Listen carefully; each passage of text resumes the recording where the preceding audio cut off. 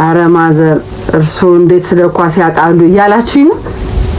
ማሊያ መቅደድ እያስገረመን ጆሮውን የሚቆርጥ ሰው መጣ። ጀማው እውነት ቆርጦስ ነው? እኔ ማመን አልቻልኩም። ኳስ መዝናኛ ነው። አረ ማዘር እርሶ እንዴት ስለ ኳስ ያውቃሉ እያላችሁኝ ነው?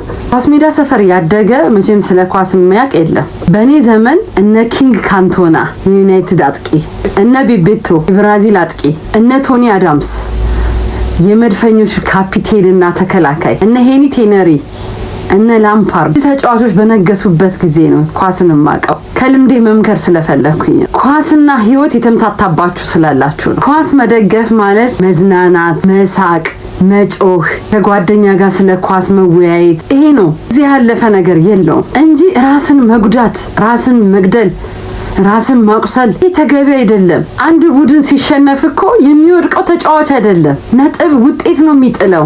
እንዴት ሰው በህይወት ይደራደራል? እንዴት ሰው በራሱ አካል ይደራደራል? እስኪ የትኛው ተጫዋች ነው ተሸነፍን ብሎ ጆሮ የሚቆርጠው?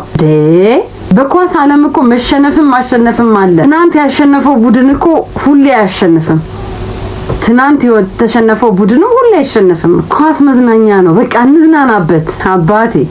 ኳስ ይጫወቱታል፣ ውጤት ይቀየራል፣ ቡድን ይሸነፋል፣ ያሸንፋል። አንተ ግን አንድ ነክ፣ ህይወትህን አተካትም። አንተ ብቻ ሳትሆን በኳስ ህይወት ጠፋ ሲባል ሰምቼ ስለማቅ ነው። ላይምሯችሁ ገሩት፣ ኳስ መዝናኛዬ ነው ብላችሁ ግቡ። በእናታችሁ ትውልድ የምናስተምርበት ነገር ይሁን። አሁን የሚመጣው ትውልድ ከእናንተ የባሰ እሳት የሆነ ትውልዶች ናቸው። ይሄን እያዩ ከሄዱ በምድር ላይ ምን አይነት ትውልድ ነው የምንፈጥረው ታዲያ? መሸነፍ ማሸነፍ ያለ ነው። ኳስ መዝናኛ ነው።